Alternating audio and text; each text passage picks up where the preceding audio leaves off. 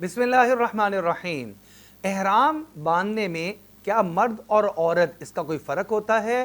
तो जी बिल्कुल, थोड़ा सा फ़र्क होता है। वो फ़र्क ये है कि मर्द हज़रात जो हैं वो उसके लिए पाबंदियाँ ज़्यादा हैं, ख़वातीन के लिए पाबंदियाँ ज़रा कम हैं। और एहराम मर्द के लिए दो चादरें हैं, एक वो तहबंद की जगह पर बांध लेता है, दूसरा वो ऊपर चादर की तरह ओढ़ लेता है। जबकि ख़वातीन के लिए इसकी कोई शर्त नहीं है, बल्कि ख़वातीन जो हैं वो अपना आम लिबास, शलवार कमीज़, सिला हुआ कपड़ा वही पहनेंगी।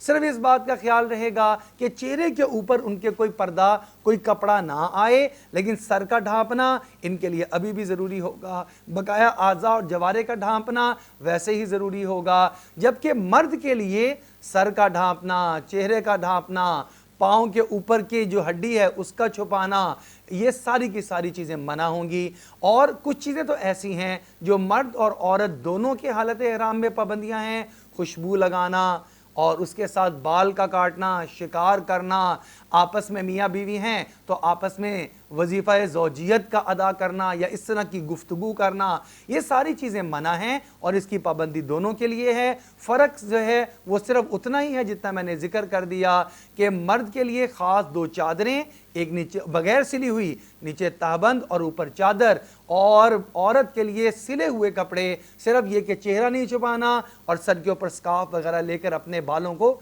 छुपाना होगा। अल्लाह जल्ल शानु से दुआ है अल्लाह रब्बुल इज़्ज़त हमें एहराम को पूरी पाबंदियों के साथ और आदाब के साथ इस फरीज़े के दौरान अदा करने की तौफीक अता फरमाए।